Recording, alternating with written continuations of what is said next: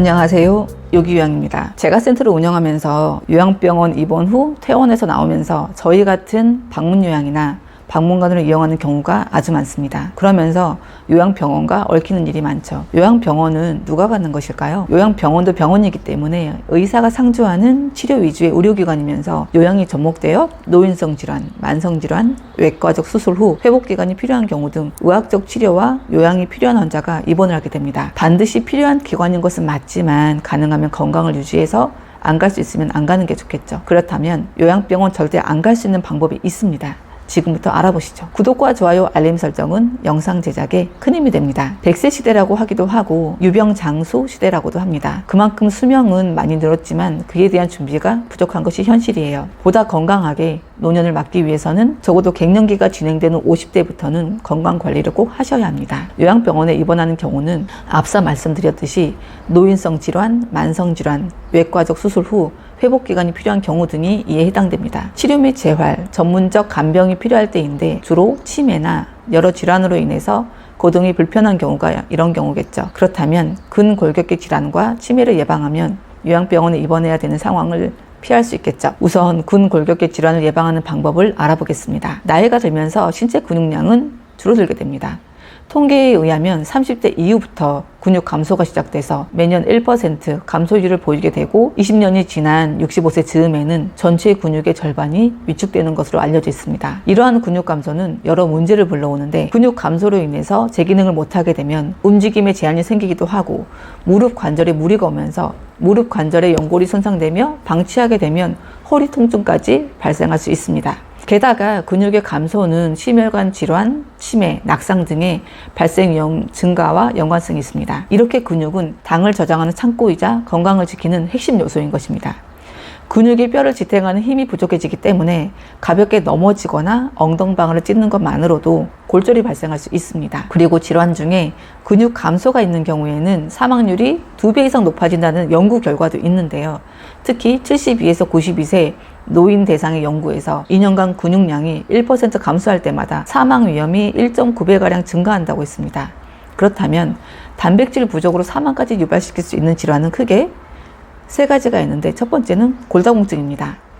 몸속 단백질이 부족하게 되면 우리 몸의 많은 부분을 차지하는 근육이 부족해지게 되는데 이때 뼈를 지지하고 있는 근육이 줄면서 뼈에 부담이 늘어 쉽게 골절이 되고 가벼운 타박상으로도 큰 외상을 입게 되어서 사망 위험을 높인다는 것입니다. 주로 50대에는 손목, 60대 이후에는 대퇴골절과 척추골절의 원인이 되고 심할 경우에는 기침 등 작은 충격에도 골절로 이어지기 쉽기 때문에 골다공증은 무시할 수 없는 사망 원인입니다. 두 번째는 당뇨입니다. 근육은 음식을 통해 들어온 포도당을 조절하는 등 혈당 관리 기능이 있습니다. 근육이 감소하면 저장할 수 있는 포도당이 적어지게 되고 이렇게 되면 혈당 조절이 원활히 되지 않아서 혈당이 높은 상태가 지속됩니다. 높은 혈당은 건강한 사람에게도 문제지만 당뇨 환자의 경우에는 합병증이 발생할 수 있어 각별한 주의가 필요합니다. 세 번째는 고지혈증과 고혈압입니다. 근육량이 줄어들면 기초 대사량이 감소하게 되므로 LDL 콜레스테롤이라는 나쁜 콜레스테롤과 중성지방이 증가해서 고지혈증이나 고혈압이 악화되어 심혈관 질환의 발생 가능성을 높이기 때문입니다. 이뿐만이 아니라 단백질 섭취가 부족하면 우리 몸은 근육에 있던 단백질을 꺼내 사용하게 되는데 이렇게 되면 그나마 남아있던 근육까지 빠르게 소실되어 더더욱 골골대며 살게 되는 것입니다. 따라서 노년을 건강하게 살고 싶다면 체내 단백질 양을 늘리는 것이 필요합니다. 근 감소에는 아직 치료제가 없습니다.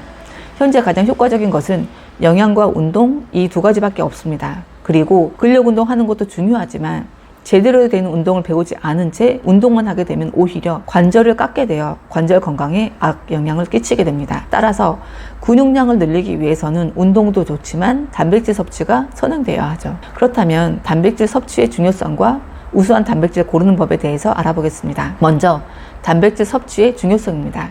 일반적으로 권장되는 단백질 섭취량은 체중 1kg당 0.2에서 1.2kg 정도입니다. 노년기에는 이보다 더 많은 양이 필요합니다. 대한노인의학회에서는 매일 체중 1kg당 1.2g의 단백질 섭취를 권장하고 있으며 단백질은 우리 몸에 축적되지 않으므로 매일매일 섭취하는 것이 좋습니다.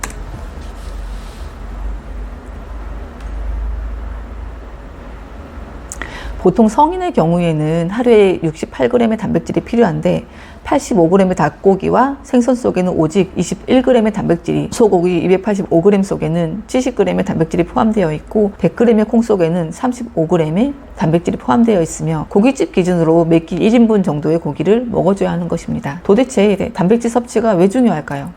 단백질은 근육과 연골, 뼈, 피부 등 신체 조직을 구성하는 필수 성분으로 우리 몸의 20%를 구성하고 있습니다. 이런 단백질 섭취가 부족하게 되면 근육과 연골, 뼈, 피부 등에 영향을 끼쳐서 일상생활에 어려움이 생기게 됩니다. 단순히 근력이 감소하는 것뿐만 아니라 물건을 잘 들지 못하고 계단이나 언덕을 오르는 것이 힘들어지고 자주 넘어지기도 합니다.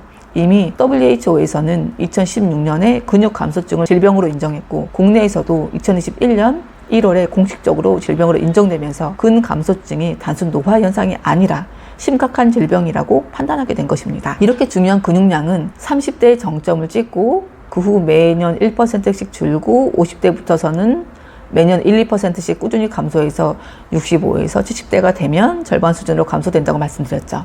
그러므로 평소에 단백질 섭취를 늘려줘야 되는데 한 번에 많이 먹으면 부담이 되므로 여러 번으로 나눠서 먹어야 합니다. 밥을 먹을 때마다 고단백 식품인 계란, 고기, 콩, 두부 등을 같이 섭취하는 습관을 들이는 것이 중요합니다.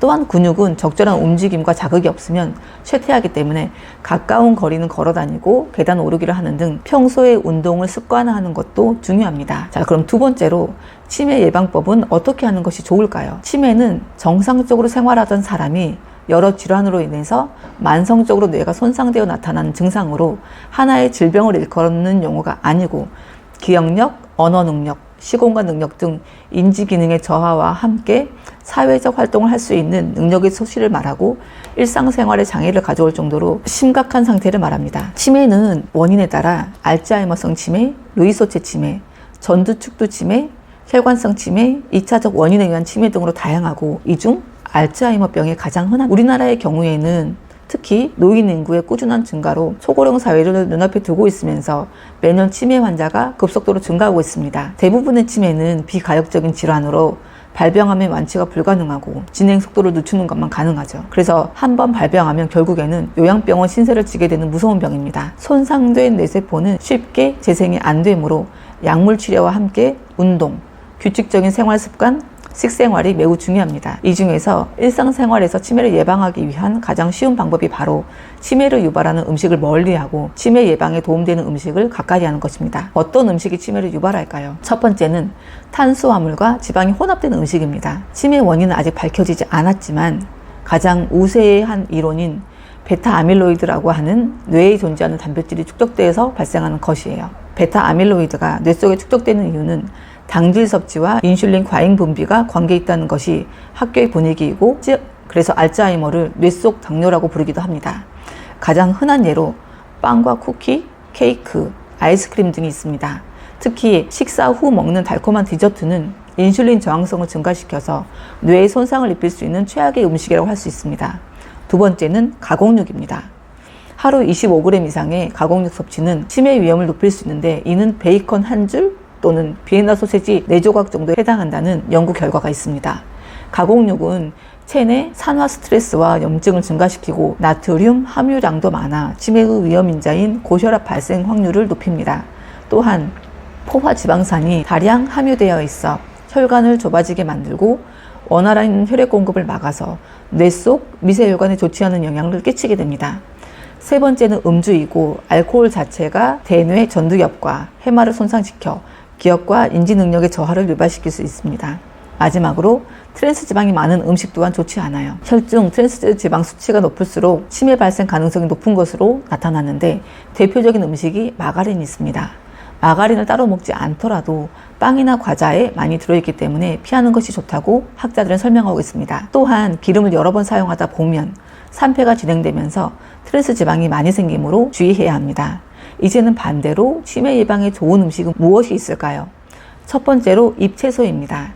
잎채소는 케일, 쑥갓, 치커리, 시금치 등과 같이 잎을 먹을 수 있는 채소를 의미하는데 이러한 음식은 엽산과 비타민 B가 풍부해서 우울증을 줄이고 인지 기능을 향상시키는데 도움이 되는 것으로 알려져 있습니다.